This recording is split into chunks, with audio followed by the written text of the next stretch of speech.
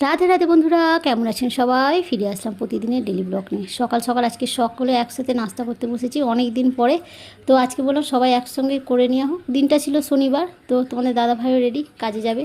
মোচা ছাড়াতে বসে মনে পড়লো আজ তো শনিবার, মোচা রান্না হবে না। মোচাটাকে আবার ফ্রিজে রেখে দিলাম। আর এদিকে মেয়েকে চলে আসলাম স্কুলে আনতে। 12টাতে স্কুল ছুটি এখন। আর সোমবার থেকে যেমন ফুল ডে হয় ওই রকম ফুল ডেই হবে। তো রোদ প্রচুর। আজকে আবার একটু বুক শপে যাওয়ার আছে মেয়ের বুক আনার জন্য। আগের দিন তো গিয়েছিলাম, অন্যান্য দোকানগুলো পাইনি। স্কুল থেকে একটা ঠিকানা দিয়েছে, ওই ঠিকানায় যাব বই আনতে। জানি না পাবো কি না, কিন্তু বই এখনও আসেনি। ওনারা বলছেন যে বই আসতে টাইম লাগবে, কিন্তু দেখা যাক। ওখানে তো অনেক বড় বুক শপ, হয়তো পাওয়া যেতে পারে। পড়া তো শুরু হয়ে গেছে, আর এভাবে তো পড়া পাঠালে কীভাবে বা পড়া পড়বে? দু একটা বাচ্চার পুরনো বই ওরা পেয়েছিল, ওদেরও কিছু কিছু আছে, কিছু নেই। আর কেউ কেউ কোথা থেকে নিয়েছে অনেকেই ঠিকানা বলতেই চায় না।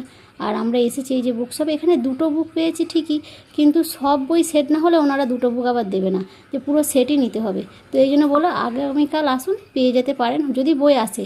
আর গভর্নমেন্ট এখনও বই লঞ্চ করেনি, তো সেই জন্য আমরা এখান থেকে বই দিতে পারবো না।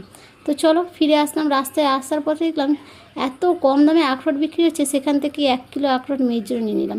মার্কেটে তো 1600 টাকা কিলো কিনে থাকি আখরোটগুলো, তো এখানে এত কম দাম, ভাবলাম নিয়েই নিই। যেটুকু অর্ধেক বাদ গেলে অর্ধেক তো পাওয়া যাবে।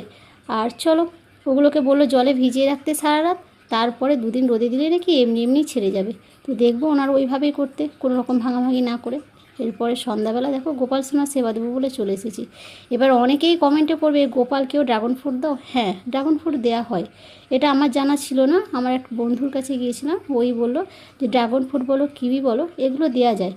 যেসব ফলের বীজ আমরা খেয়ে ফেলে দিই সেগুলো দেওয়া হয় না, কিন্তু এর বীজ তো আমরাও খাই, তো এটা তো ফেলা হয় না। তো সেই জন্য এই ফলটা তুমি দিতে পারো, আর এটা ফ্রুটের মধ্যেই পড়ে। ড্রাগন ফ্রুট বলো, কিউই বলো, এগুলোকে ভগবানকে দেওয়া যায়, কোনো অসুবিধা নেই। আর যেহেতু ফল, তো ফল দিতে অসুবিধে কী আছে? তো চলো ফলগুলোকে কেটে নিয়ে এখন গোপাল সোনার সেবা দিয়ে দিয়ে রাতের রান্না আছে। এই ফলগুলো সেবা দিয়ে তোমাদেরকে একটা জিনিস দেখাবো।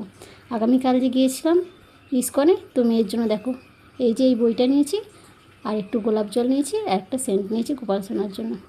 তো এটুকুটাই কেনাকাটা করেছিলাম। এখন রাতের বেলা রান্না করেছি খুব সিম্পল, একটু ডাল করেছি, ঢ্যাঁড়সটাকে ভাতে দিয়েছিলাম, আলু সিদ্ধ করেছি, আর বিট গাজর ভাজা। তো এগুলোকে এখন সুন্দর করে একটু মাখিয়ে রাখি, তোমাদের দাদাভাই আসলে দাদাভাইকেও খেতে দিয়ে দেবো। আর মেয়েকে তো একদম টাইমেই এখন দিতে হবে, একটুও লেট করলে হবে না। 10:30টার মধ্যে খাওয়া দাওয়া কমপ্লিট করে ওকে শোয়ার টাইমটা দিতে হবে, কারণ সকালবেলা ওকে আবার উঠতে হয়। স্কুল যেহেতু 8:40 থেকে 4টে পর্যন্ত, বাড়ি আসতে আসতে 4:30, সেই জন্য রেস্টের ভীষণ প্রয়োজন। রাতটুকুই ও পাবে রেস্ট, আর কিন্তু সারা দিন রাত্রি 9টা 9:30 পর্যন্ত পাবে না। কোনো কোনো দিন হয়তো 12টাও বেজে যেতে পারে পড়ার চাপ বাড়লে। তো চলো এখন সবাই